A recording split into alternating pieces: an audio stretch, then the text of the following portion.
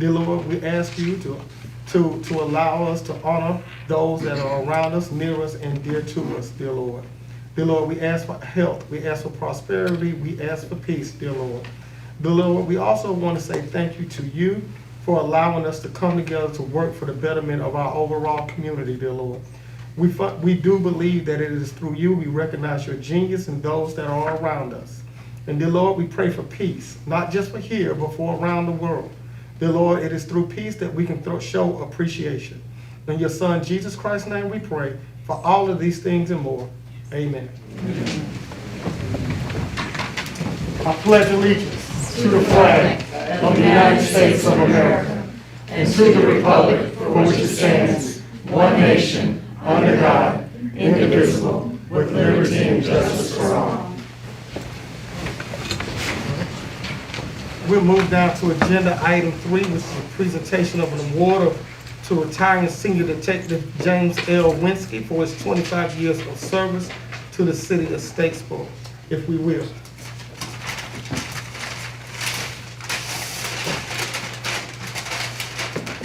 Chief.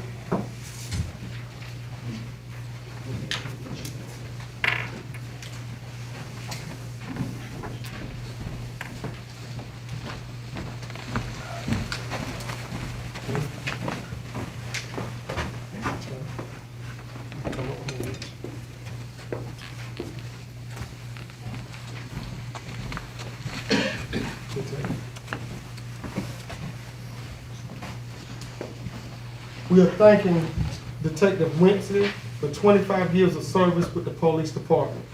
He has received 8 official commendations for his investigative work, as well as commendations from both the Federal Bureau of Investigation and the Georgia Bureau of Investigation for his work on criminal investigations. He has more than 2,600 hours of post-training. He is a graduate of the FBI National Academy. He has investigated some of the most difficult cases, including homicides and robberies, and has always sought justice for victims of crimes. He has taken an additional responsibilities over his career, including the preservation of the department's evidence vault, served as the crime scene specialist, and supervised others, including about 3 years of supervising the detective unit. If we know anything about Statesboro PD, Detective Winsky's name is synonymous with his service. And so on this day, we want to say thank you, Detective Winsky, for 25 years of service. We want to say that you always will be and are a part of the Statesboro family. And if you or your family ever need us, know that we are here for you. On this day, we do want to recognize you.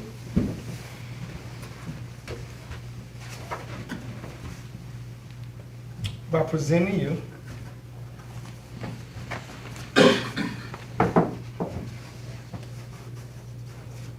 with this retirement award.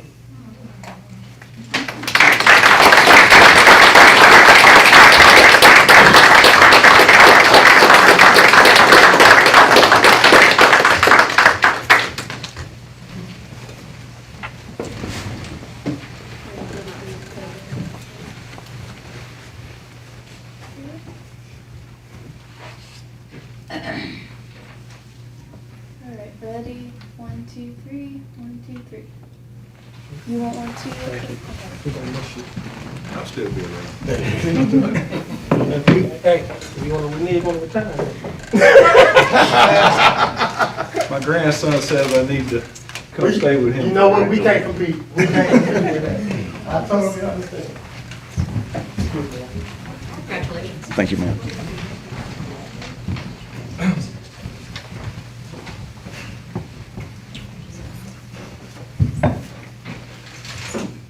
25 years of service is a lot to anything, but to dedicate yourself to a field where we often meet people in their most vulnerable situations is something to be commended. So again, thank you, Detective. Thank you.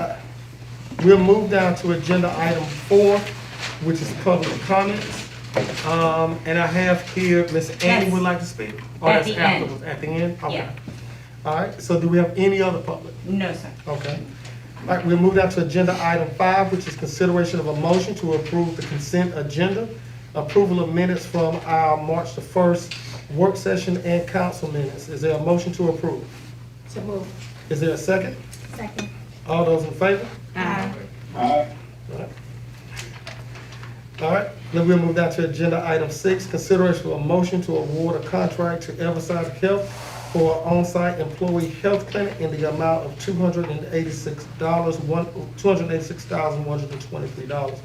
Mr. Penny, if you will, give us some insight on that, please. Mayor, members of the council, I think it was back in February, we actually had a work session where representatives from Everside were present to talk about the service that they would be able to provide to our city employees. And I think a significant difference is that currently we have a clinic and our employees have, the clinic is available to our employees and their dependents 2 days a week. And with this firm, our employees would have access to a clinic 3 days a week. They have apps that are available for folks to have on their phones. And then they also have teledoc that would be available for our employees. And based upon the process that we went through with employees and the leadership team review, we do recommend Everside as the provider for our employee clinic, and we recommend it to you. All right, any discussion by council? All right. I have a question. First I want to welcome, Everside to the family. Just wanted to make sure, they're getting the contract today, but this doesn't, this doesn't set a place for it, does it? No, council member, this is clearly just a provider. Now, if you remember, several months ago, I came to the council with the recommendation to locate the clinic in the Brandon Hall, Joe Brandon Hall. However, after looking at that, what we determined is on the back side of Joe Brandon Hall is a building that we would propose to locate the clinic. However, again, that is based upon a recommendation to the council. If you want me to look at, if the council wants me to look at another location, again, we need to move, and we need to move quickly because our current provider will be in their current location until end of May. And then at that point, we'll need to have someplace operational. Now, it will probably take 3 to 6 months before the clinic here would be upfitted because of construction, and hopefully wouldn't have any supply chain issues. But if council wants us to look at someplace else, we can consider that. Mr. King, Okay. would you mind, just looking into a few options for us and, you know, do it quick as you can? I want to get this done too. Would you mind doing that for us? I'm willing to do that, and If anybody else, is on board.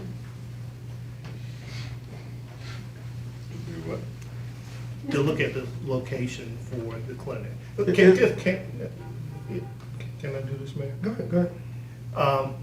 And Mr. Riggs and I talked this morning about this, and I want to share with council, because we want to be transparent with council. One of the concerns that has been voiced about the location of our clinic, some of our employees seem to be concerned about a clinic being right next door to City Hall. And so, first off, I understand some of the concerns, and then some, and I don't take those concerns lightly. But I am willing to look at other options, if that is the desire of council. Now, the clinic here, we anticipated would cost about $250,000 to upfit the clinic, okay? But then once you spend that $250,000, you wouldn't have any rental. if we change the location, that means we wouldn't have the upfront cost. But the cost to Everside does not include the cost for the space. And so then we would then have that monthly rental. But whatever is desired, council, I'm willing to look at it, but I would come to you within 2 weeks with the recommendation for the location of the clinic. Okay, what is the concern about it being next to City Hall? Mayor, I'm not sure if. Privacy. Right, privacy. And, yeah, That makes sense. We Yeah. all see that. Okay. Yeah. Privacy, because I'm missing it because every clinic in Statesboro is in a public area. So is it privacy far as institutional privacy is the concern, or? Probably the employee just not wanting the employer to know that they're going to the clinic for whatever reason. I'm just guessing that may be an issue. I can see that being an issue. I think what Ms. Mack said is a concern. But I want to be clear, because we're in a public setting, that from the administration side, our biggest concern is that our employees get health care. Because if they don't get health care, that means our costs are a lot higher. And in no way do we want to violate anybody's confidentiality. We don't want to make people uncomfortable. And again, we're not sitting there looking at employees going to the clinic, because if we wanted to do that, I could go park my car down in the market district and watch employees go in and out. We just simply don't have time for that. But I'm willing, again, to look at another location and come back to council in 2 weeks with the recommendation for the location of the clinic. Okay. Okay. Mr. Mayor, can I ask a question? Yeah, absolutely. So the possibility of it not being located next door, is our contract with Everside already contingent on it being there? Do we have to postpone that, or is that a separate issue? No, it's a totally separate issue, Ms. Yeah, Clark. and this is this a concern of the majority of the employees, or is this a few employees, or do we even know? Well, Mayor, and again, the council, some of y'all have heard, I've not had any employee say anything to me about the location, but they wouldn't necessarily. They would say it to y'all, and they might say it to folks in the department. But again, I'm not taking their concern lightly. We can look at it, and the most important thing is we need for our employees to have the clinic, because it helps save us money. Okay. Mr. Mayor, I have one follow-up question. Go ahead. So I'm wondering if Mr. Riggs is satisfied now with what we're voting on about this is a related issue about the location. But are we satisfied to move forward with the vote on the Everside Clinic?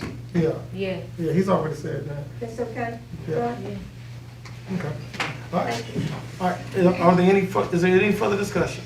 No. All right, seeing that there's not, is there a motion to? My only thought, with the location, Mr. Penny, would be, maybe we could rent a place for the next year and then look at something more permanent, since you were talking about, the ongoing costs. But I mean, that's a lot of upfront costs, and there are a lot of facilities out there that are probably move-in ready that we could rent, and so we wouldn't have wouldn't have to stroke a check nearly so big, so. Right. And I can understand not wanting to work right next to City Hall, and, most people don't go to the doctor's office right next to where they work. So it's a reasonable thing to want to kind of keep your private life and your work life separate. We'll be glad to do it. All right. Any further discussion? Seeing that there is none, is there a motion to approve? So moved. Is there a second? Second. All those in favor? Aye. All right, thank you, John. We move down to agenda item 7, which is a public hearing and consideration for motion to approve application SE 22-02-01.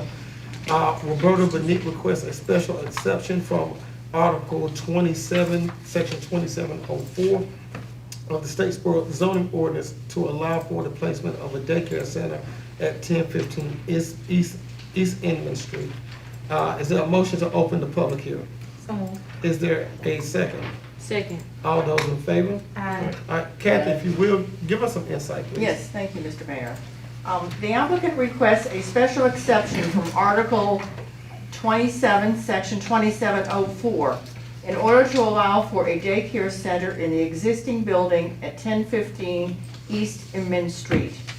Currently, the site is zoned both office and R15, single-family residential, and is utilized as a small event venue. As per the requirements of the Statesboro zoning ordinance, a daycare center holding 19 or more children may only be located in the commercial residential, highly oriented commercial, or light industrial, and the central business district zoning districts. So with that, you can see the site. There is a sort of a narrow arm that goes out, and that's the area that would be used for parking. The rectangle area is where the current facility is. And this, on the future land use map, shows this to be in an established residential neighborhood, and a daycare center is allowed as an ancillary use in that type of neighborhood. The zoning, you can see that the purple is the main part of the site, and that's zoned office, and then the area that would be used for parking is zoned R15. The top left shows the subject property, and the bottom right shows property to the west. The top left shows property to the south, and the bottom right shows property to the east. Staff does recommend approval of SE 22-02-01. If this petition is approved by the mayor and city council, it should be subject to the applicant's agreement to the following enumerated conditions. 1, approval of the special exception does not grant the right to develop on this property. All construction must be properly reviewed and approved by the city. 2, no occupational tax certificate will be issued for the property until all preliminary requirements have been met by the Georgia Department of Early Care and Learning. 3, the applicant must submit an updated parking plan reflecting parking at 25% of capacity as per Article 16 of Section 1600. And 4, the applicant must ensure all fencing surrounding the facility is replaced and at a height of no less than 4 feet. At the regularly scheduled meeting of the Planning Commission on March 1st, 2022, the Commission recommended denial of the special exception with a 4-0 vote. That is my presentation. Thank you, sir. Thank you. Is there anyone here to speak for the request?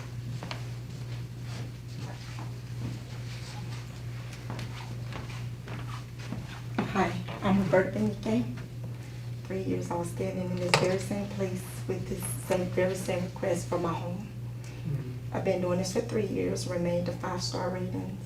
Started out with 6, and with the turn, I'm at 18. Right now, at that present location, I am licensed for a venue to hold 79 people. I had 2 events, and those 2 events went against everything in my contract. I do not want to see what the 3rd event is like. I don't have any other business ideas or anything else that I would like to put there but my daycare. I would love to move it out of my home and move it into a property that I purchased. Yes, maybe I should have known what Zone 0 and all of that meant. I didn't. I had a realtor that actually, when we purchased the property, it was for me to put the daycare there. But at that time, I didn't have the proper staff. I wasn't ready to move out. That thing of, I don't know if I want to go bigger. But with my families that I had, and that has been with me for these 3 years, as they grow, I'm growing. I'm not there to uproar an area. We have plans on making sure that we have the staff to be out there to ensure proper parking, coming in, coming out, the kids can get it in. With what we have there, we already have plans to put we already have plans to do the fencing. We did everything else. We stopped at the fencing because of the last meeting, which was a very concern about a parking space that belonged to myself and another owner. The person who's against us having a daycare is to the right of us, and the property is to the back of us. Whatever that would affect, the daycare being there, it would be the retirement home, if any, the doctor's office who we share a parking lot with, and then the neighbors across the street, if there was any, problems. The one who's complaining against, it wouldn't affect them none. Before I bought that property, there was a DUI school there. There was, Kylan Health, there was a church, there was a group home with kids and different activities. So I didn't understand why, wanting a daycare there would have been so much different. I'm not understanding why the parking would be such an issue when I'm licensed to have 79 people there at one given time during the party. I want to help the community. As we all know, childcare is one of the most needed things now. We are essential. And I just want to give that to the community like I've been doing the last 3 years. I just want to be granted to move my business out of my home into my property that I own. Thank you. If we have any questions, we'll do it during discussion.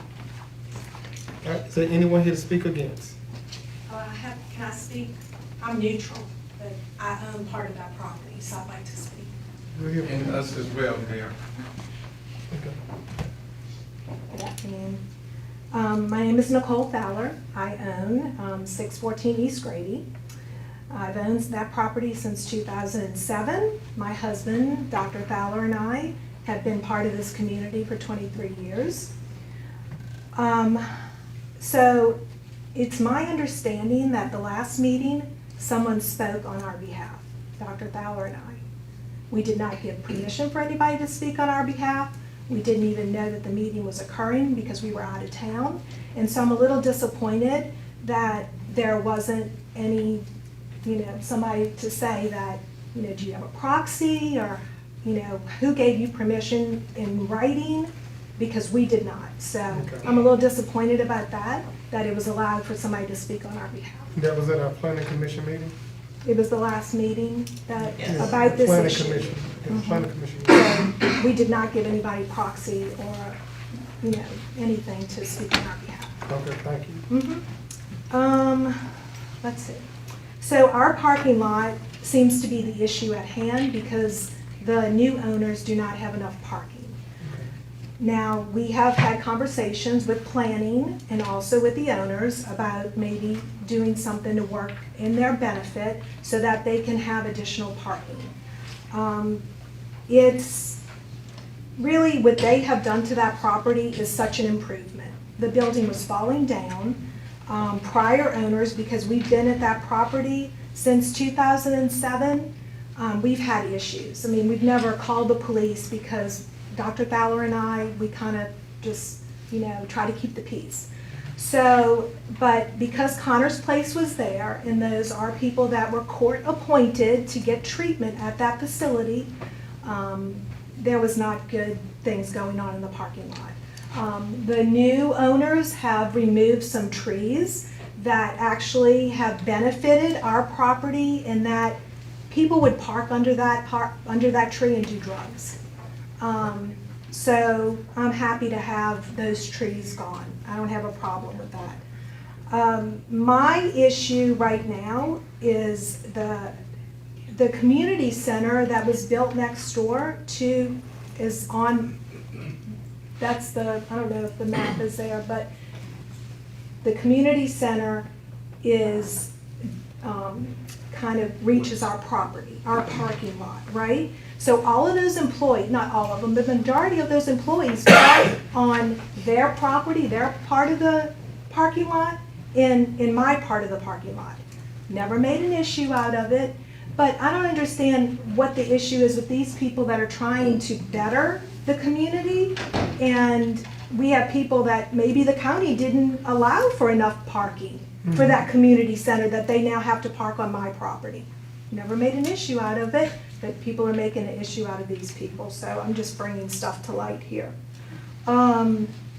So the other thing is, there are, I counted, over 25 businesses between Inman, East Grady, Gentilly, and Donahue. So I'm not exactly sure, I don't know the zoning, never came into play with our business, but it just seems like, you know, if you can have a treatment center on the corner of Donahue that is a methadone clinic, I mean, I don't understand why we can't have a daycare center. And, you know, somebody was worried about traffic on Inman. Why did the city just repave that road? I mean, it's a high-traffic road. It was just repaved. There was a reason it was repaved, I guess because of high traffic. So I don't understand, you know, why having the daycare center there is going to be a problem. We have spoken with Ms. Roberta and her husband about leasing a portion of our property, our parking lot, to help them out. I would have to contact our attorney and our property insurance carrier to work that out, but I'm sure that we could come to some agreement. We will not allow in any condition to go from East Inman to East Grady through that parking lot.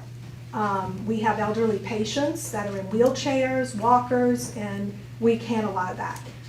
But we can hopefully provide them with some assistance in parking if that helps the county here. I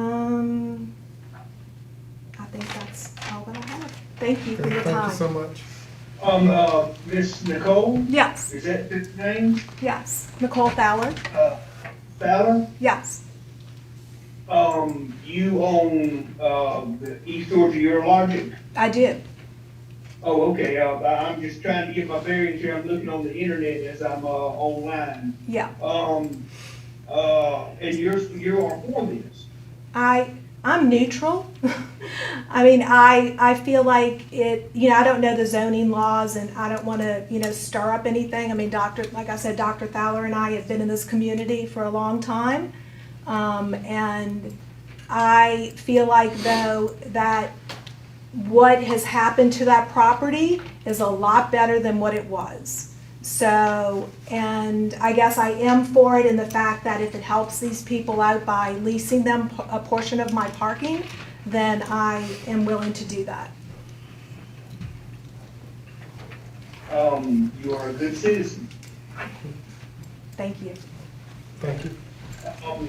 Just to let you know, 1015 East Inman Street has gone through a few owners. When it was Connor's place, I'm Connor's father. There wasn't any treatment going on there then. It was helping little kids. I'm not saying that there weren't people at some point doing bad things in the yard and behind the house, but not when it was Connor's place. If you will.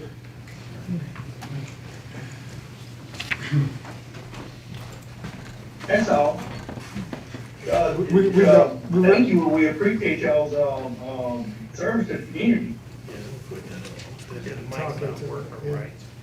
Go ahead. Mayor, I'm here on behalf of Action Pack. State your name. My name is Alex Smith. I'm the director of Action Pack, and I'm just here to on support of the daycare.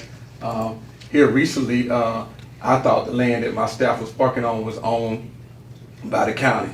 I assumed that the building was a county building, so I assumed that where I was assigning my staff to park was owned by the county as well, until it was brought to my attention the other day by the young lady that owns the urology clinic and the people that's getting the daycare. But I just feel like it's going to be a win-win for me and my staff, because I've had several staff that come to me that's excited about the daycare, because now they can drop off their grandkids and come to work. Some of the seniors that's taking care of their grandkids now can drop off the kids at the daycare, and then they can come to the senior center, and when they leave the senior center, they can go to the daycare and pick up their grandchildren. So I just want to say I support it, and I want to apologize about the parking with my staff, because we weren't aware, but we will be talking to the county to see if they can try to get us some more land over there. But I just want to say I do support the daycare. Thank you. Thank you. Anyone else? Against?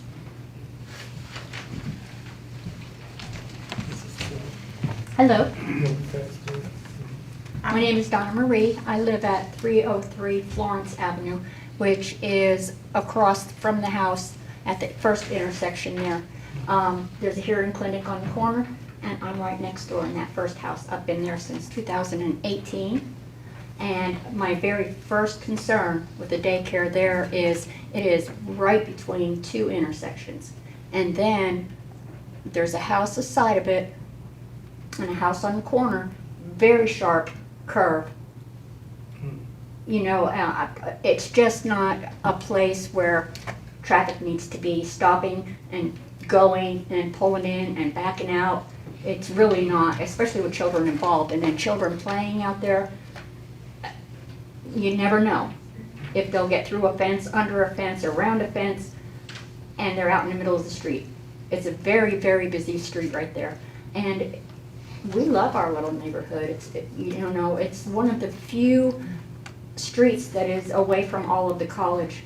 As close as it is to the college, it's not like that. It's very quiet. People have young children, they go to sleep early.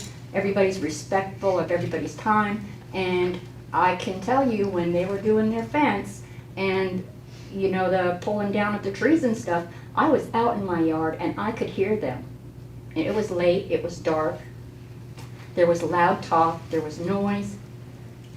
I don't call that respectful of their neighbors, you know. But my main concern is children across from two streets, an ongoing street, a big curve. You know, Gentilly is extremely busy with college students. And I don't think it's a good place. And then my other thought is, what if it goes under, businesses almost always go under within their first year. If it does, can a liquor store move there? We have rehabilitation centers in that area. That would be the last thing that we would need, is a liquor store there with children's behavioral centers. You know, it really is. I'm not saying I'm all for liquor stores in the area, but not in a neighborhood. It's not something. It's the wrong You know, zoning district. it's Not, a liquor store would not be permitted at that. I don't know if it is, but that was my first thought, is what other kind of business could move there if this business failed? Or this business could succeed and it could be It there for could a long be, time. but how many children could get hurt look at all of the intersections. All the traffic with doctor's offices, the hearing center, you know, the Gentilly, college kids, Walmart up the street, Walgreens right around the corner, lots and lots of traffic. I exit and enter that intersection twice a day, every day. And you have to be very, very careful. All right, thank you. You're welcome. All right. All right, any further speakers? Yes, sir.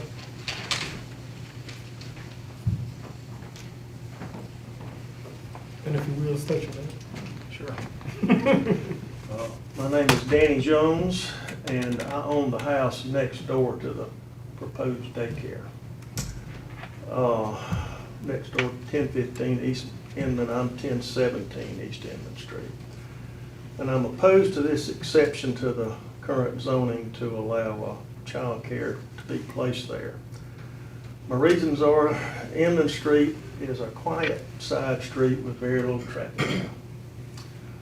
Putting a child care business there that is approved for 30 to 40 children, and the child care owner, Miss Roberta, gave me that number, 30 to 40 children, would create a traffic and noise situation that would not blend with the neighborhood. Another concern I have, of course, I'm talking about the congestion, the traffic, is the entrance to the parking lot. And Ms. Fowler just said that under no circumstances they could drive through the parking lot and come out on Grady Street. And could I show you the entrance there? It's a single car, it's a single entrance. This is the entrance. And there's the daycare, and there's the entrance. And it's a single entrance. And so I'm seeing 30 to 40 drop-offs and pickups. And they can't both get in and out, and there'll have to be either waiting on Inman Street or letting the children out on Inman Street. Regardless of the parking and traffic and safety issues, at this point, this is primarily a quiet residential area. There are some businesses further up Inman Street, but they have limited traffic with it. This was unanimously opposed by the planning committee. And also, there's a neighbor that can't be here. Her name is Teresa Lowell. And Teresa has a grandchild that is in the hospital with leukemia, and she asked me to read a statement. Can I do that? Sure. Or I can give you a copy of it. I mean, she signed it, but You can read it. it's a little more lengthy than what I had, so I'll try to be brief.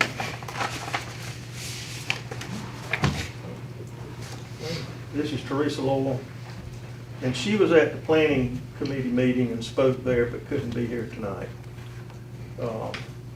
Dear City Council, my name is Teresa Lowell. I live at 1017 East Inman Street, which is right next door to the subject property.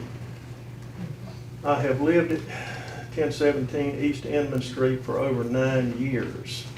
I oppose granting a special exception of the property for a daycare center for many reasons, but will discuss my major concerns. The property does not have sufficient parking plan to accommodate a daycare center according to section 2703, which is 19 or more children. This is shown by the owner's own site plan submitted to the city.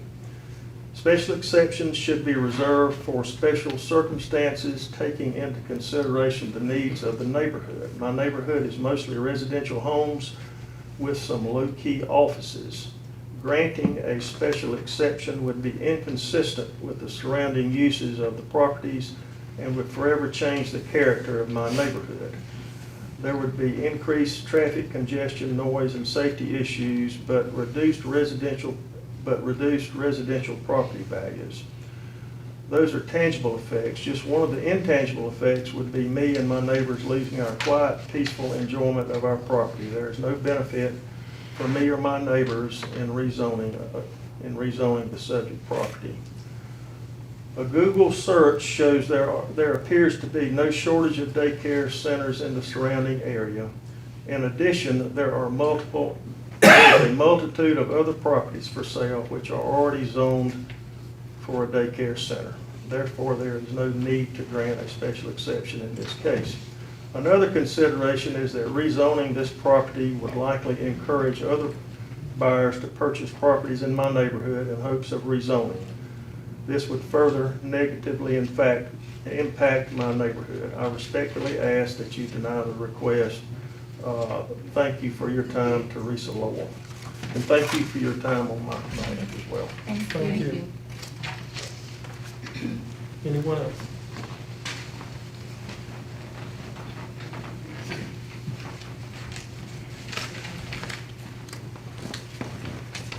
Good evening, Mr. Mayor, council members, and staff. My name is Allison Jackson. I live at 301 Claiborne Avenue. I'm here today to talk to you about my concerns about the proposed daycare center at 1015 East Inman Street.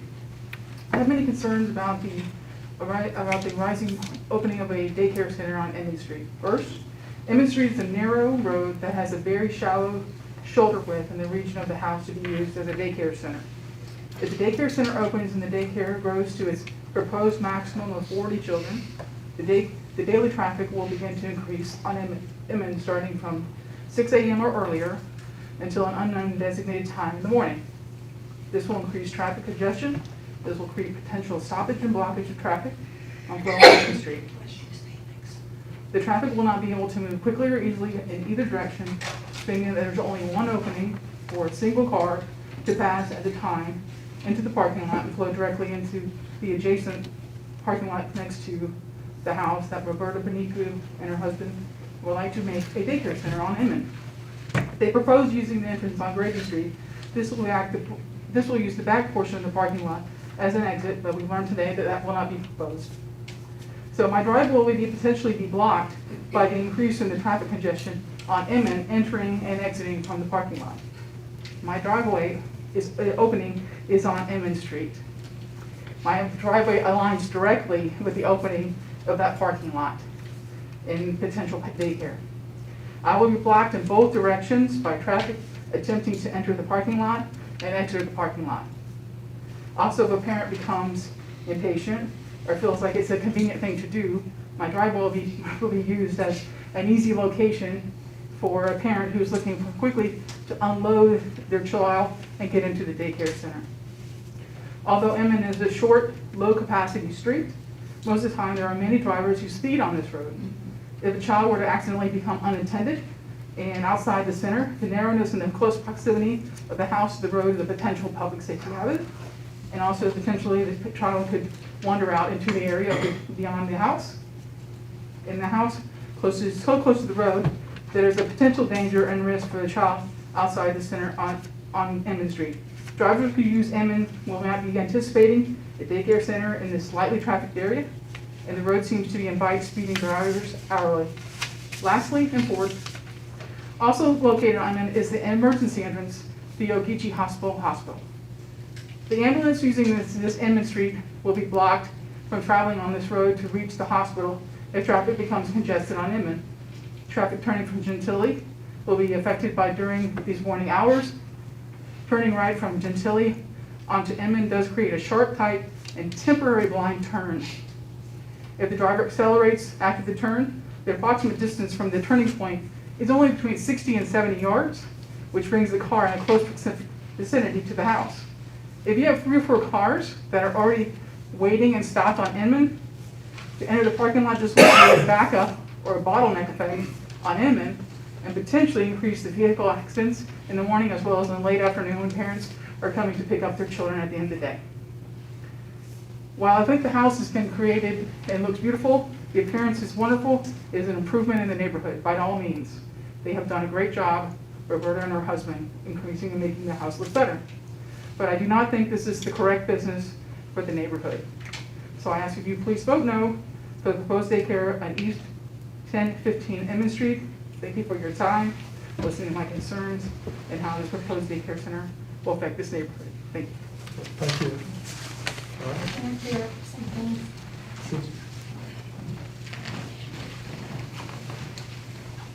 Turn the fence. Okay. Everyone seems to want to speculate on what and how things are going to be. And I don't, by no means, shun their feelings or what have you. I am right now licensed for 79 people to be in that building and have 79 people in the parking lot at one time. My neighbors, they all knew. As a matter of fact, Ms. Allison, who just left, she was one of the main ones on one of my first events. The parking lot was full of cars. They was out in the parking lot smoking marijuana and stuff. And I couldn't rest that day, and that was my very first event. I myself went to Ms. Allison to give her my number. And I told her, I'm going to go over there and let them know that's not tolerated. They need to go because the person who actually signed that contract was not there to do her group. And I told her if she had any issues to call me and I would come and have it shut down.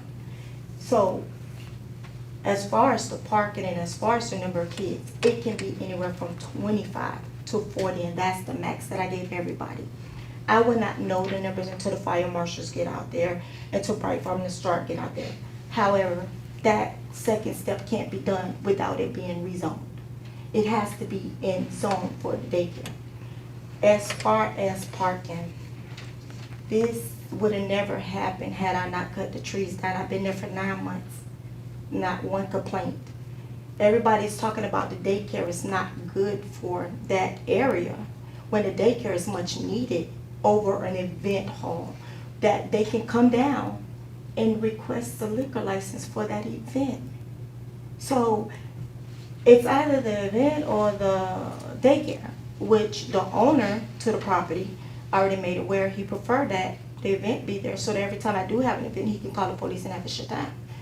I'm not there to try to create no problems between no one. I'm not there to try to cause, I like peace. So if something's bothering my neighbors, they could come talk to me, and I'm gonna do whatever I gotta do to make sure it works for all of us.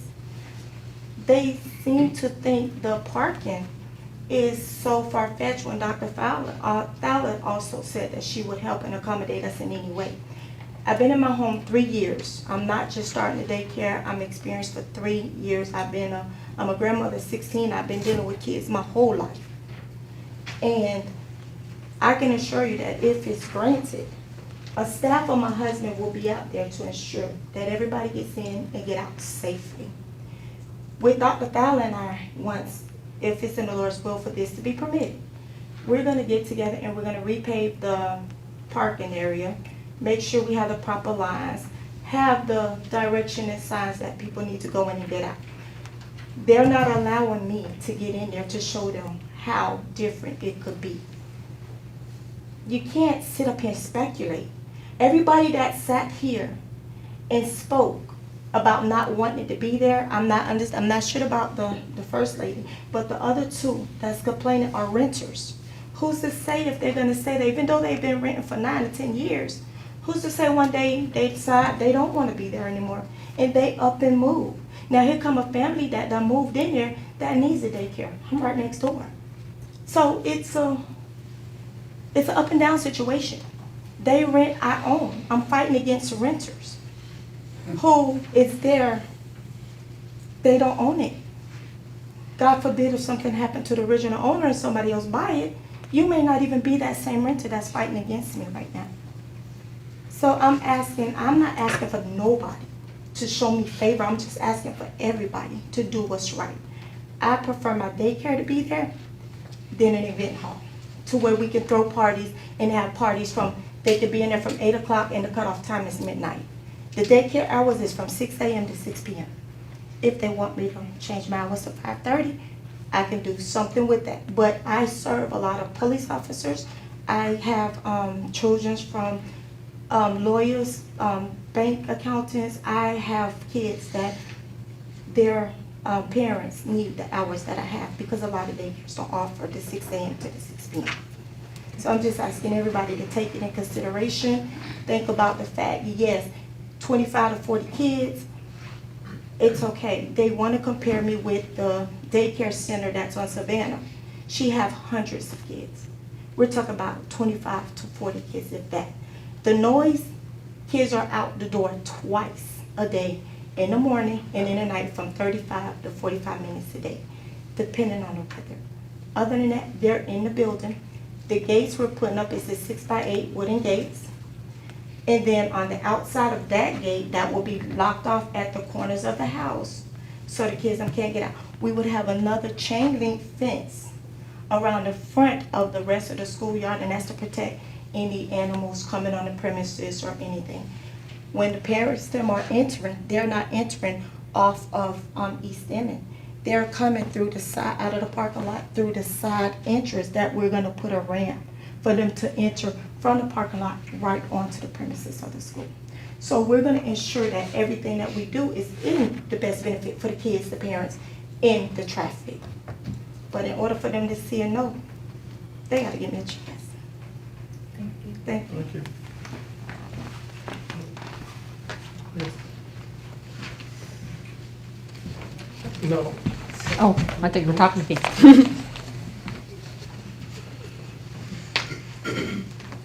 I'm going to take this off so you can hear me. I had trouble hearing a lot of this. I'm Sarah Overlander. I live across the street from this building. I have lived there over 30 years. I was there when Betsy came in. Okay, this started out as driving ed. Drug and alcohol got mixed in with that, and pedophiles. Betsy said to me, do not go out of your house after 6 o'clock. She told all the neighbors that had children, do not go out of your house.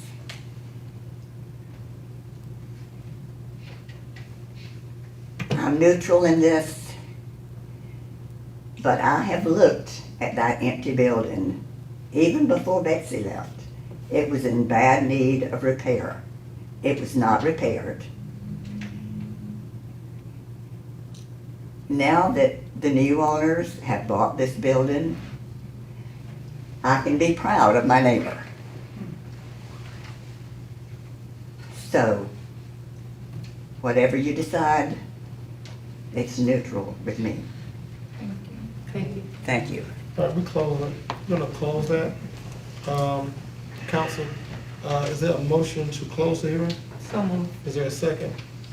Second. All those in favor? Aye. All right, any council discussion? All right, seeing that there is none, is there a motion to approve? I'm sorry, Mr. Mayor, I did have a question, please. I'm not, clarify for me, please. If we grant a variance, it's for this particular application. It doesn't change the zoning of the property into the future, is that correct? That is correct. Okay, so the concern about if we let a daycare in there now, when we change the zoning, what other business can come in is kind of moot. That's not the case. Kathy, variances. Well, this is a special exception. Oh, okay. It's for this use, okay, because it's not allowed, the zoning does not allow this use. So they have to come in for a special exception for this use as a daycare. So if someone else came in who bought business, for instance, they could retain that special exception. They would have to request again, or it would be honored only for that? Or? If the use remains the same, then it would be, they would be eligible to take over the business. But if they change the use to something else, then they would have, and it was not allowed in our zoning, they'd have to come back in again. Okay. So I just wanted to be clear, so we could reassure the neighbors who are concerned, if you let this in, what else can come in instead? It doesn't open the door for other things. It's That's only right. allowing this. That's right, it's treated on a case-by-case basis. Thank you, because I wanted to confirm that. And one other thing, if we grant this variance, this special exception, we're only granting them the opportunity to move forward to try to come up with a plan that the city approves. They still have to come up with a traffic flow plan that we approve, as well as satisfying all the state requirements for safety for a daycare center. That is correct, that's exactly correct, yes. And those are part of the conditions that I enumerated to you all. Well, and Kathy, along those lines, and just to follow up with yours, without some kind of a legal agreement, parking has to be on site. You can't just say, hey, I'm gonna use the parking next door, or I'm gonna. That's use the right, they'd parking have to this have street. some type of legal agreement. They have to meet the requirements to make sure they have parking for 25% of capacity. That's the way it's, the ordinance is written. So we would have the ability, as one of the conditions here, to have them submit and for us to approve an updated parking plan. So that would be one of the requirements. What I understood from Ms. Fowler was that they were willing to work with them, but they would not allow something that came all the way through because of concerns about their patients, understandably. But, I mean, it looks like where they already have the driveway, they could use their own parking and then work with whoever owns the Action Pack building to have a place where they're coming in there. They're not having to back up on Inlet.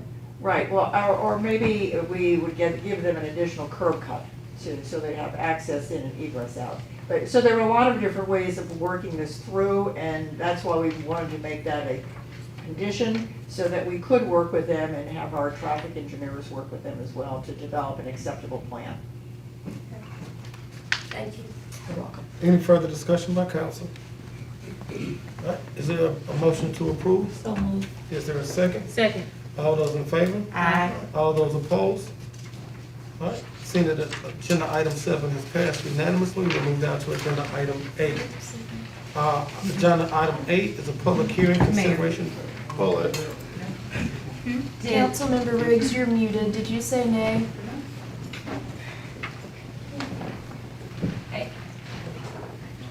He's still muted. Yeah. Hello? Hey, Councilmember Riggs, you were muted. Did you say nay? No, I did not. You said yay. Yay. Okay, thank you. His hand was delayed, so it's confusing. All right. We move down to agenda item 8. Public hearing consideration for a motion to approve application 22-02-03 HRK Properties request a variance from Article 7, Section 1213 of the Statesville zoning ordinance and to reduce the setback requirement and construct the building addition at 450 Matthews Road. Is there a motion to open the public hearing? So moved. Is there a second? Second. All those in favor? Aye. Kathy? Thank you, sir. The applicant requests from the setback requirements of Article 12, Section 1213, in order to allow for the addition of an existing building at 450 Matthews Road. Currently, the site serves as a contracting office on 3.68 acres in a light industrial district.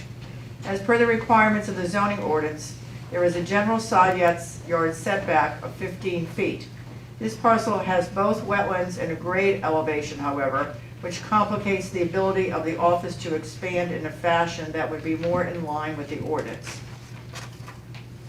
So you can see that the site is quite large, but the treat area is really the wetland area. And the building is in the, that would be the southwest corner of that site. The future land use map does project this area to be for residential redevelopment. The current zoning shows this to be light industrial. The subject property is on the top left. Also, the subject property in the rear is shown on the bottom right. Property to the east is on the top left, and the property to the west is on the bottom right. And this slide shows the expansion of the building to the west. So the white is the existing building and the pink is the expansion. This shows the expansion of the building. I know it's a little hard to see, but that dark gray area is where they would be expanding into, which is essentially, currently it's paved. And so they really need to move in that direction, but they hit right up against the lot line in the corner of that building. So that's the reason for the variance. But it is limited because of, as I mentioned, site and wetlands. There really isn't any other room for them to expand into except to go in that direction. So therefore, staff recommends approval of B22-0203 because of the limited buildable area on the site for the allowance of the building's expansion. If this petition is approved by the mayor and city council, it should be subject to the applicant's agreement to the following enumerated condition. 1, approval of this variance does not grant the right to begin construction. All building must be reviewed and approved by the city. At the regularly scheduled meeting of the Planning Commission on March 1st, 2022, the commission recommended approval of the variance and the conditions with a 4-0 vote. That is my presentation. Thank you, sir. Thank you. Is anyone here to speak for the request? Mr. Mayor, I'm here. I really don't have anything to say, but I'm here for questions you want me to. Okay, we can hold you for our council discussion if they want to question you. All right, anyone else? Seeing that there is none, is there anyone here to speak against the request? Seeing that there is none, is there a motion to close the hearing? So moved. Is there a second? Second. All those in favor? Aye. All right, we want to open it up for council discussion. Seeing that there is none, is there a motion to approve? I'm sorry, you're a little too quick for me. I rode out there today. It's a neat, attractive looking business property. I wasn't clear, and I can't tell, I'm too far from it, exactly where the addition butts up closer than it should to the property line. As you're looking at the building straight on, it's to the left. Back towards the front of the property. Right. And there's a paved area on the side. So that's where they would expand into. Okay, thank you. That was my only question. All right, Councilwoman, I apologize. No worries. Okay. All right, any further discussion? All right, seeing that there is none, is there a motion to approve? So moved. Is there a second? Second. All those in favor? Aye. All right. All right, we'll move down to the next agenda item, agenda item 9, which is a public hearing and consideration of a motion to approve application RZ 22-02-04. CFN Reynolds requests a zoning map amendment in order to amend a PUD and build an additional 5 residential duplexes on a property located at Grove Circle and Stockyard Road. Is there a motion to open the public hearing? So moved. Is there a second? Second. All those in favor? Aye. All right, Kathy, if you will. The applicant requests a zoning map amendment to amend the already existing PUD on Grove Circle and Stockyard Road in order to add additional duplex units on the section of the PUD facing Stockyard Road. Currently, the existing PUD has been built out, but the adjacent portion of the lot in the northeast corner would not allow for traditional single-family R15 detached units. The intent of the applicant is to add 5 duplexes for a total of 10 units to this area, all with access directly under Stockyard Road, immediately adjacent to the Julia P. Bryant complex. So you can see the site, and the area, the big rectangle area has already been built out. It's an existing PUD, but it has this finger, I guess is what I would call it, that goes up along Stockyard Road, and because of its configuration, it is very difficult to build it out with single-family units, and so the proposal is for 5 duplexes along there. The future land use map shows this to be an established residential neighborhood, and the current zoning shows this to be an existing PUD PUD. The top left shows the subject property along Stockyard Road, and the bottom right shows property to the east, which is the parking lot of the Julia P. Bryant School. The property, the top left, shows additional picture of the Julia P. Bryant School, and then the bottom right also shows adjacent property to the east. So this is the site plan of what they are proposing, which shows 5 duplexes that would, and each set of duplexes would have a driveway that would come out onto Stockyard Road.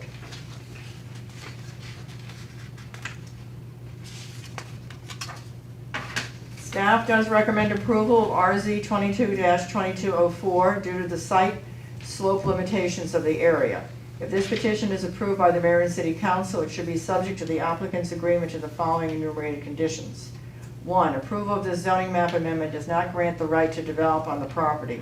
All construction must be reviewed and approved by the city.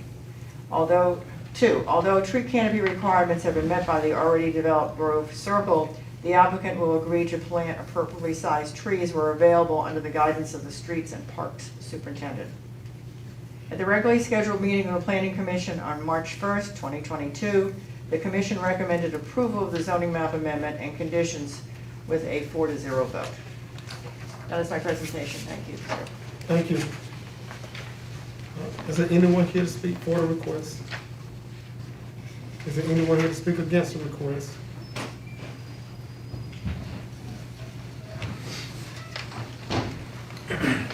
Good evening. My name is Julius Abraham. I am the son of the late Reverend Julius Abraham Jr. and an administrator for his estate, which owns interest in the property behind, I guess, the finger as it was described earlier. My opposition is really more of questions. So I don't know if there's anyone here who can speak to those questions, but I think the first question's already been answered in terms of where the entrance will be for these units. Sounds like it will be off of Stockyard Road.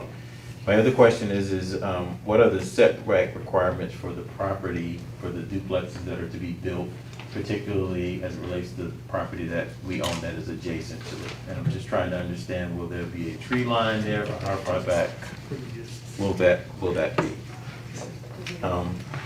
Go ahead. And then my other concern is the property that we own, there is a, I don't know what the exact term is, an easement, or there is access from Stockyard Road to the 32 acres that we own that are between this piece of property and the nursing home that is there.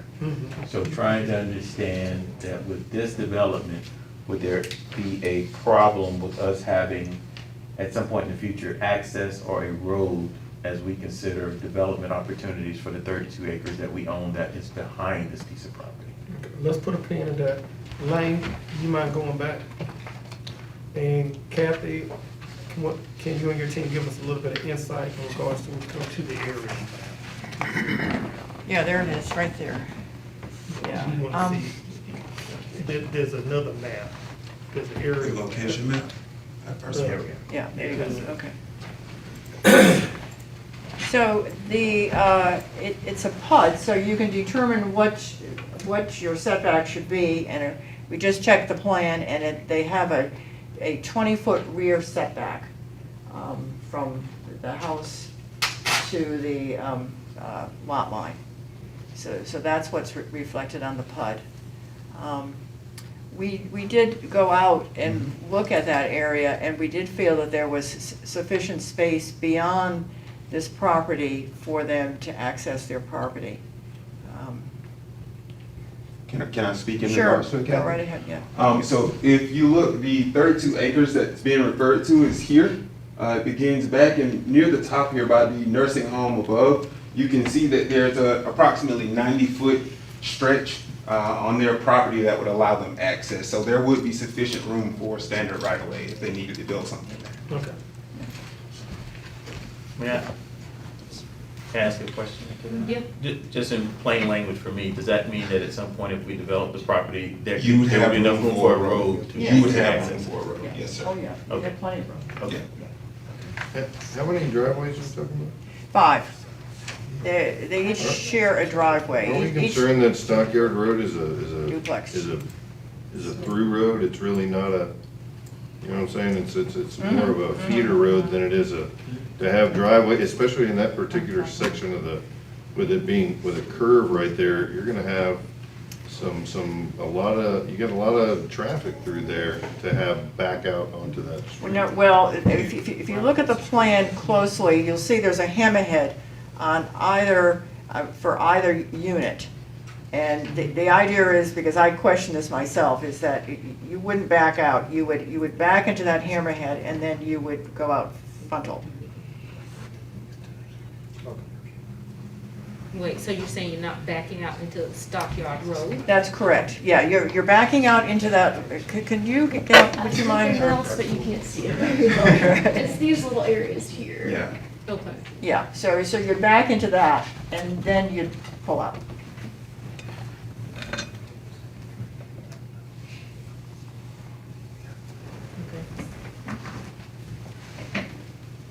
Mr. Abraham, do you have any other questions that need to be answered? No, just, is that a matter of public record, and am I able to get a copy of the plan? Yeah. It's on our website. Pardon? It's on our website. Perfect, thank you. Thank you, Council. Yeah, no problem. Well, and sir, not to mention the fact there's a stormwater easement, it looks like at the tip of that, so that wouldn't be developed either, would it? The portion that's Right at the. water at the side? Right at, yeah, on the very right side there, that's Like- stormwater management. So it's not like there's gonna be building right to the very tip. No, there Yeah. won't be. No, that's. Sizable area right there. Reserved, yeah. Thank you.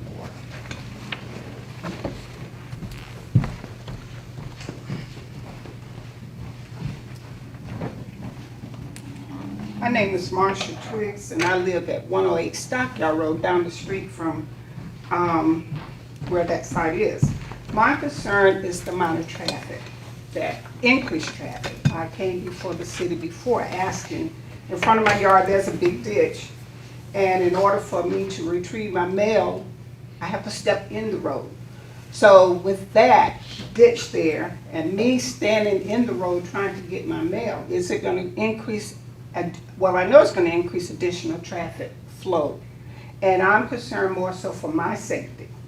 So I guess my question would be, and I think I received a letter saying how much it will cost to cover that ditch. And then there was concern about the overflow of water coming into my yard because it is at a slope. So my concern is when you add that additional traffic and sewage line on that particular street, what effect it's gonna have on my property, which is at the end of Stockyard and William Road, or corner of Stockyard, on the corner of William and Stockyard Road. So that's the concern I have. Is that a question that? And also, there are many senior citizens who walk that area. And as I think it was Mr. Phil mentioned about the traffic, it's dangerous on that road. And there is a curve. And now many of the older elderly people in my community walk through my yard because there's no easement for them to walk on that street. So that's a big concern I have about adding additional housing on that street because of the safety for our neighborhood.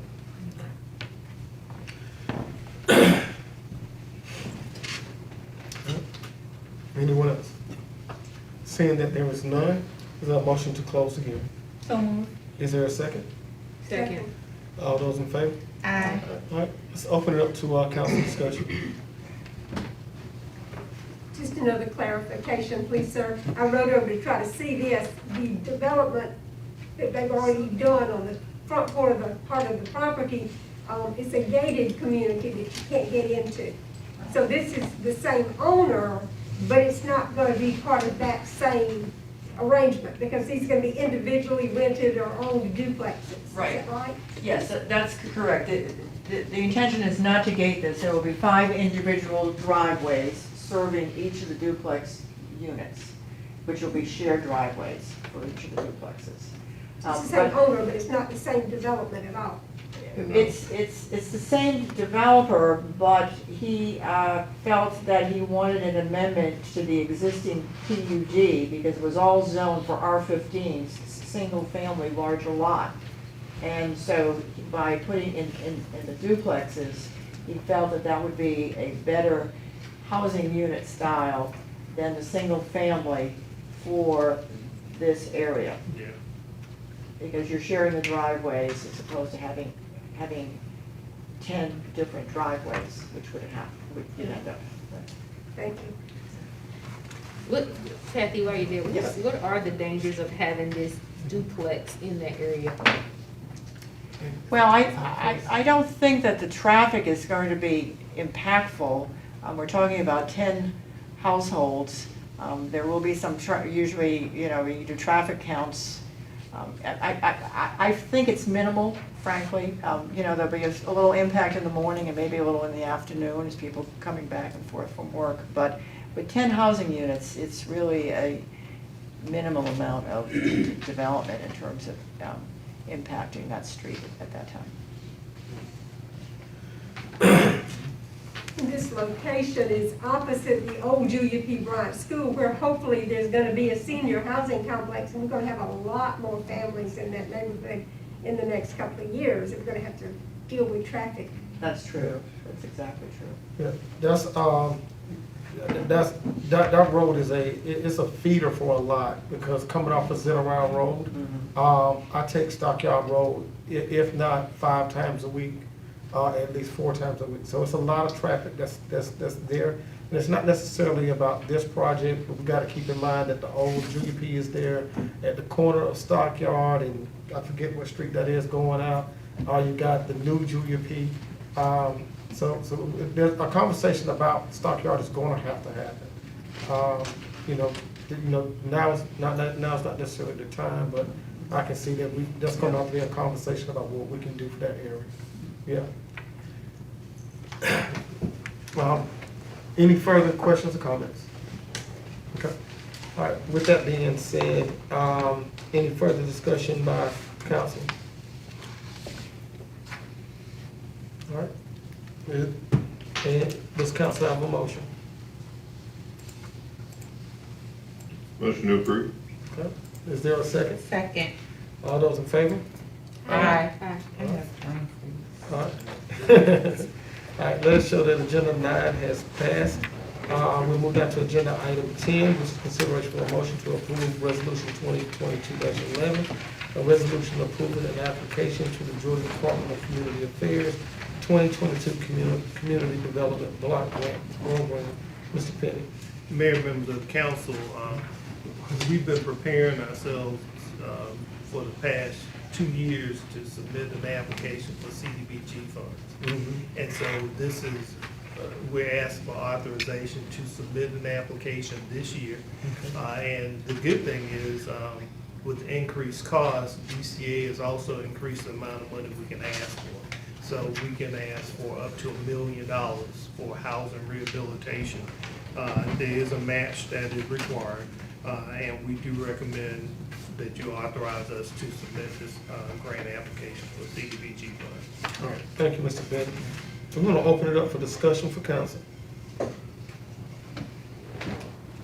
Hey, I'm just curious, the last 3 CDBGs we've done has been for stormwater and even some sewer in our lowest income areas. Why the switch to housing? And the reason I ask that is because we just put $6 million towards housing. 5. Okay. The plan all along was for this CDBG application to be for housing. We just did not know at the time that we were going to get ARPA funds. But even with ARPA funds,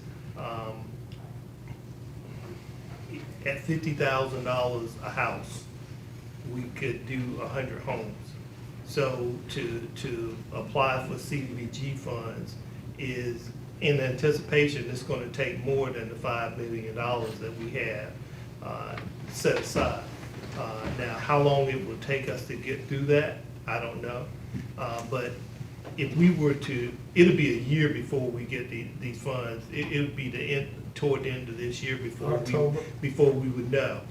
And so if we were to get the funds, what we would need to do is we would probably make a shift on what funds we would use, because what we don't want to have happen is to have the spend rate not meet what the state requirements are to jeopardize any future funds. But the plan all along was to make that shift toward housing versus the infrastructure piece that we have been using all along, to tie in with the GET community and all the redevelopment plans that we had planned for. So, and the reason I ask that is because, I mean, yes, I understand we have bad housing stock, but in these same neighborhoods, we also have sewer needs, we have stormwater needs, and so, you know, you can fix up the house, but if your sewer pipe don't work, I mean, you know what I'm saying? So, I mean, it's a comprehensive package, and we just had very good track record with the CDBG, and usually CDBG gets a CDBG kind of a thing.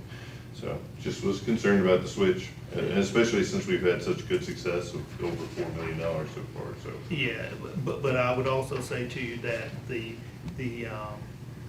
CDBG funds that we currently have prevented us from applying this year, but we weren't really ready because our spend rate wasn't fast enough with the stormwater.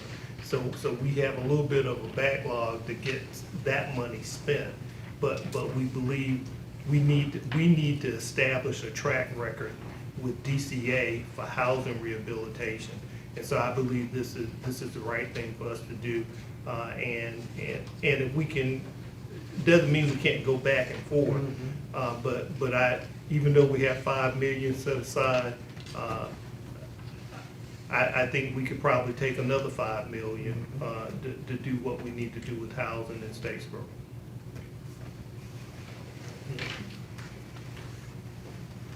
Yep. Any further discussion by council? Mr. Mayor, I'm just noticing and liking that 100% of the funds must benefit low and moderate income persons. Yeah. That sounds good. Thank you. All right. Any further discussion by council? All right, seeing that there was none, is there a motion to approve? So moved. Is there a second? Second. All those in favor? Aye. All right, let's move down to agenda item 11, consideration of a motion to approve resolution 2022-12, a resolution setting the license fee for retail package sales and distilled spirits. Mr. Perry? Yeah, Mayor, members of the council, last meeting you approved the ordinance establishing that we need to establish package stores. However, we did not set the fee for the license. And so we recommend to you that you set that fee at $5,000. Any discussion by council? Yeah, this will be added to our fees and, yes, okay, so then we'll just renew this every year Yes. with the rest of them. Well, the current situation is that is the maximum allowed under state law. Oh, no, that's Yeah. not what I meant. I meant we're adding it to our fee schedule, so Yes, that way. yes, it wouldn't go into ordinance, it would just go into schedule. That's what I was looking for, yeah. Exactly. Any further discussion by council? All right, seeing that there is none, is there a motion to approve? So moved. Is there a second? Second. All those in favor? Aye. We move down to agenda item 12, consideration of a motion to approve the award of a department-owned firearm to retired detective James Winsky. Is there a motion to approve? Is there a second? Second. All those in favor? Aye. All right. We move on to agenda item 13. Consideration of motion to approve an agreement with Inveris for the upgrade to the decisional shooting simulator in the amount of $113,510.71 to be paid from funds received from the Georgia Criminal Justice Coordinating Council grant. Mr. Penny. Mayor, not that I can add a lot. We applied for that grant to update our shooting simulator.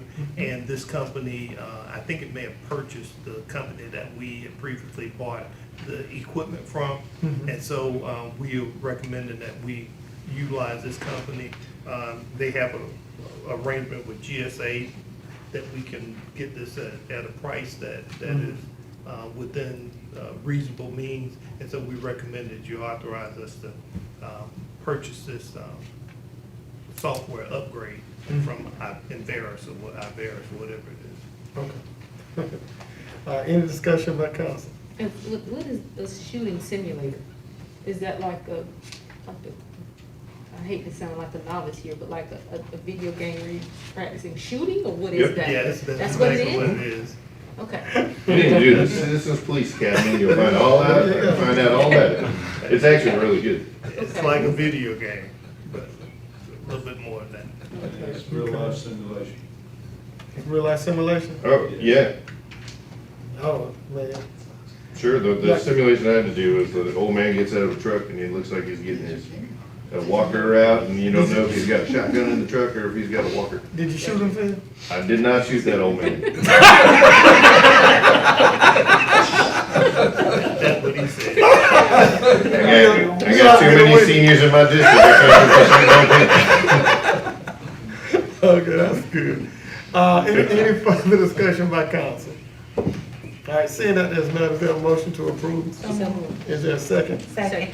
All those in favor? All right, we move down to agenda item 14. That was it. Consideration of a motion to approve this, I got to say this for you. Next campaign, I did not shoot the old man. That's got to go across all flyers. Hashtag. All right, that was good. Consideration of a motion to approve the seventh lease amendment with New Singular Wireless PCS regarding the Malecki Drive water tower. Mr. Penny. Yeah, Mayor, they need to do some upgrade to their equipment on our water tank. And so they have to come to us to amend the lease, and then it's no additional money or anything of that nature. But we have to come to you to get approval, and we recommend approval of the lease. Okay. All right, any discussion by council? Seeing that there is none, is there a motion to approve? So moved. Is there a second? Second. All those in favor? Aye. All right, we move on to agenda item 15, consideration of a motion to approve amendment to the contract with TSW to perform engineering and development related ordinances amendments. Mr. Penny. Yeah, Mayor, members of the council, you approved a contract with TSW for zoning ordinance amendments. And so as we are looking at the zoning ordinance, sign ordinance, and I remember that Ms. Chambers asked this question about our ordinances. Seem like our ordinances are sort of out of date. While we're in that process, what we're recommending is that we look at some of our developmental ordinances, our engineering ordinances, so that we update them at the same time. And so we are asking you to allow us to amend this contract with TSW. They will bring in they will use some engineering firms to make sure that all of our ordinances are up to date. And it really sort of helps us move toward a unified development code that's really 21st century for the city of Statesville. And it is for the amount of $97,000. I won't get $97,100, and it will take it'll be about May of '23 when that work is completed. All right, any discussion by council? All right, seeing that there is none, is there a motion to approve? So moved. Is there a second? Second. All those in favor? Aye. All right, we'll move down to agenda item 16, consider the motion to award a contract for engineering design for the East Jones Avenue Sidewalk Improvements Project to Parker Engineering Incorporated in the amount of $57,000. The project will be paid from 2018 SPOS funds. Mr. Perry. Yeah, Mayor, the next four, we're doing sidewalk work in different parts of the city. And we went out for proposals to design the sidewalk. And in this case, it's for the East Jones Avenue area, and we recommend Park Engineering be awarded the contract for $57,000 for design purposes. Okay. All right. Hey, Jason, would you tell us where those 4 locations are, just real quick? All 4? Yeah, or Mr. Penny, I'm sorry. Okay. I was looking at Jason, Okay. talking to you. You're good. East Jones Avenue, you won't, like East Jones Avenue is this South Main Street to South Zedorah Avenue. That's one of them. And then the other one is East Main Street from Packing House out to Packing House Road. To Packing House Road, right? Right. From Okay. That last little stretch that we got, Okay. And then we got West Main Street sidewalk. It doesn't say specifically. Ivory Street. Ivory Street, okay. And then the last one is, what is it, Jason? Brandon Street sidewalk. That's out round by the YMCA. Oh, right. From Gentilly to Claiborne. That's right. Huh? You didn't do it somewhere else, that's a surprise. All right, Oh, no, I just didn't know which the side streets were. Okay, great. Yeah, those are some trafficked areas, and hey, sidewalks are public safety too, so. Yep. All right, is there a motion to approve agenda items 16, 17, 18, and 19? So moved. Mr. Mayor, can I ask a question? No, Sheriff. Please. Go ahead. I'm glad we're getting more sidewalks done, and I'm wondering that there's 3 different vendors here. I'm sure we went through the bid process and all that, but we're kind of spreading it around to get it all being done simultaneously. Is that part of the plan? I think That is part of it. Okay, to get it all done And quickly it and to also, share the it business. spreads it out, and you don't have one contractor getting all the business. Gotcha. Okay, sounds good. Thank you. And if I may, I can just say, let's see, before T-Splost, what were we doing? A few hundred feet of sidewalks a year, something like that? I mean, we're doing. Very so many. little. Yeah. Very little. So, again, thank you to the voters for T-Splost. It is bringing you all this repavement and all these sidewalks and all these improvements on South Main. It's, that 1 penny makes a big difference. Yep. All right, is there a second to the motion? Second. All those in favor? Aye. All right, let it show that agenda items 16, 17, 18, and 19 has now passed. We move that to agenda item 20, consideration of a motion to award a contract for engineering design for the Lydia Street, Hart Street Culvert Improvements Project to EXP US Services Incorporated in the amount of $41,500. The project will be paid from stormwater operating income funds. Mr. Pitt? I can't add anything. Okay, all right. Any discussion by council? Where is Lydia Street? Jason. It's East behind, Main. yeah, it's Behind Park the high Street, school? between the high school and West Main. Oh, okay. That's right. Okay. I just didn't, the street didn't sound familiar to me. Is there a motion to approve? So moved. Is there a second? Second. All those in favor? Aye. All right, we'll move down to agenda item Where's my 21. backup singers? Other business from city council? Yes, sir. Mr. Mayor, I'd like to offer a motion that we direct staff to create an ordinance to describe it, that we create a new, commission. The Greener Borough Commission, this would be something similar to what we've already done with the youth council, with the, One Borough Council, who've done such excellent work for the city of Statesboro. So I'm proposing that we ask our attorney to draft something for our consideration to establish a Greener Borough Commission. That it would have 9 members, staggered 2 terms, like what we've done before. We would appoint the members, we'd have the public process where they apply. Greener Borough shall have the authority to prepare studies, reports, strategies, education efforts, and/or programs for the purpose of informing and advising the governing body on policy matters related to best municipal practices for environmental sustainability. So we've all talked about this, but I would love for us to set up a commission to actually invite people who know more about this to advise us. All right, so Sharon, I do want to ask this question. Do we have a motion to approve? So moved. Is there a second? Second. All those in favor? Aye. There you go, Sharon. Thank you very much. All right, any further business from our city council? One more. Sorry. I just wanted to recognize that we have Bobby Neesmith here for the first time. He works with Grace Connect. Of course, we love Al Hackle, who covers the local news for us. And we also welcome Bobby from Grace Connect. Glad he's here. Okay, thank you. Good to see you, Bobby. I don't know I knew you that well. All right, anything else from city council? All right, we'll move down to city manager comments. Mayor and members of the council, couple of things I want to mention to you.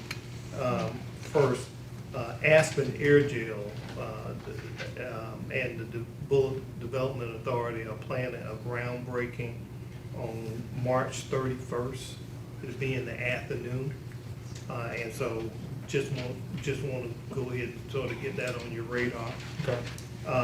We will be doing another vaccination clinic, but it will be during the week, and it will be at the health department on March 31st. Okay.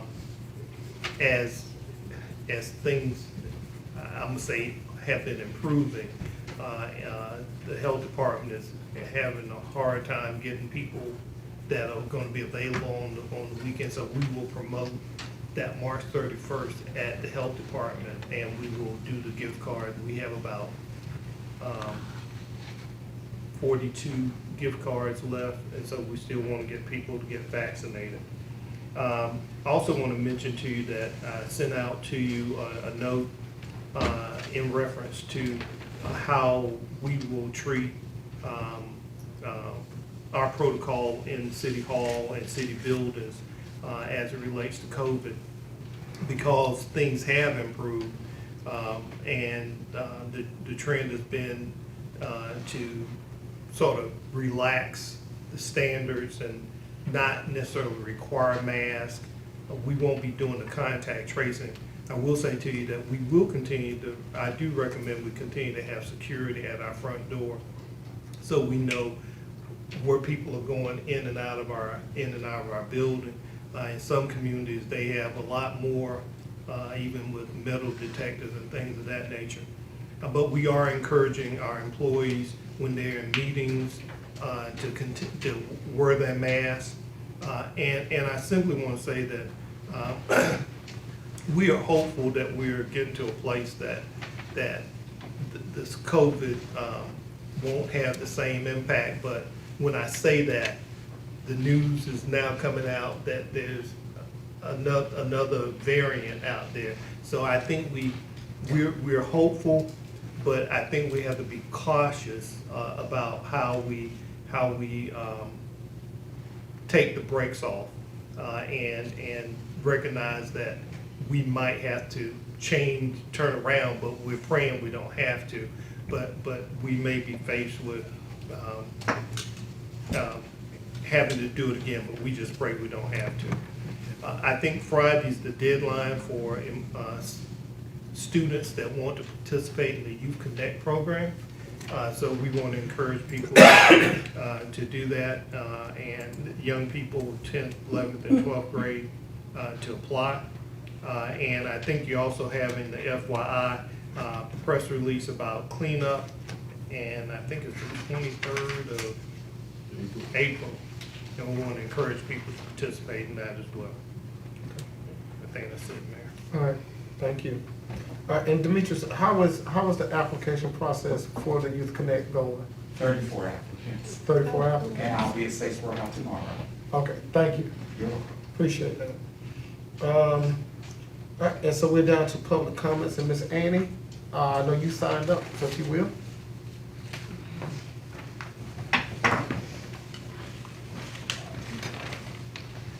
Well, you know, I'm no stranger to the city council. Some of you maybe, but most of you knows me. And you know that I do not disrespect people, treat people all different kind of ways. I always try to give everybody respect. But when people start disrespecting you, that makes you wonder whether you should just disrespect them and go ahead with your life. That's what I have decided to do. So don't send anybody else to my house concerning, nothing concerning going on in this city, because I don't participate in nothing. I come here because I've been coming here for the past 50 years, I'm married here. But all this here, send people to your house, you have 1, 2, 3, 4, 5 city councilmen to do their area. You don't need no outside organization to come running telling you nothing that I do in the neighborhood. And then you come in screaming and hollering at everybody else about what somebody done said that went on in the neighborhood. I don't mess with nobody in the neighborhood. I don't mess with them in the neighborhood because I do not care for the mess that goes on. Now, city councilmen can't do their jobs without you going and getting an outside organization to spy on us. We don't need no city councilmen. If the city councilmen ain't got a voice in this place, nobody got a voice but the mayor. We don't need nobody but the mayor. But that's not the way the city is supposed to be run. Y'all all supposed to be working together, but hey, you're not working together. You're not working with the citizens that's been in the neighborhood for 50 years. You start downgrading us old people. Time you got over it, downgrading us. Everything we did was wrong. If we put a flower on our door, something was wrong with the flower. If you put a flower in your yard, you're trying to set up something for the children. You don't want you setting up nothing for your children. I don't want to set up anything for the children because you know what? I would set up a good belt to put on a few of them, go to jail to stay a few days and come on out. There would be nothing wrong with that. But I would put a belt on you. If you think that never ever lived in my house and I wouldn't put a belt on you, you're wrong. So, Mr. Mayor, you don't know the tip of iceberg of me. Some of the things that I have put up with, that I know people come tell me, you say, you know what? I've always said, you just say, nobody don't like her. I don't care whether you like me. 2 people in the world I want to like me. One of them in the world, no name in the world. There's a man that owns a bank, and the one that owns heaven. Because I want to go to the bank while I'm living. I want to go to heaven when I die. So all this mess with this and screaming and hollering and disgracing me and talking about me in my neighborhood. Got people out in my neighborhood coming, knocking on my doors, putting flyers in my door when you know nobody don't live there. And I have done spoke to you and spoke to you and spoke to you and spoke to you about it, but it continuously happens. So therefore, that's a pit to try to rouse somebody. So you can say, she don't get along with nobody. No, I don't get along with nobody. Just like I told you, I don't want but 2 people to get along with. That's the Lord and the man that owns the bank down there. So now, you can take it or leave it. Leave me alone. Leave me out of this mess that y'all got going on down here. I'm going to come to the meeting when I get ready. Say what I want to say. I'm going to put some flowers on my door. Put some leaves in my yard. I'm going to put some chairs on my porch. I'm going to do anything I want to do. But if I catch all this mess that went on this weekend, if I catch somebody down there around their house on Johnson Street, leaving it open again, breaking in it, leaving it open, I'm gonna put some cameras down there, and I'll find out who's doing it. That's what I'll do. And when I do, you don't know me, I'll push the issue. I push it all the way to the White House if I have to. So now, all this screaming and hollering and talking about people and going on, disrespecting people, this ain't got no opinion, that ain't got no opinion, need to stop. Because I've been coming to city council meeting way back there when Mayor Bowens was here. Thurman Lindell was here. All them old people was here. Every one of them know me. The one just went out of here. Wickens know me ever since he was put on the police force. He knew me personally. And he can tell you, I am one that don't cause any problems, but I am one that don't back away from problems. So now, leave me alone. Leave me out of what y'all doing down here. You don't want me involved in it. Don't want me messing with your children. I'm not messing with your children. So don't involve me into nothing else concerning your children.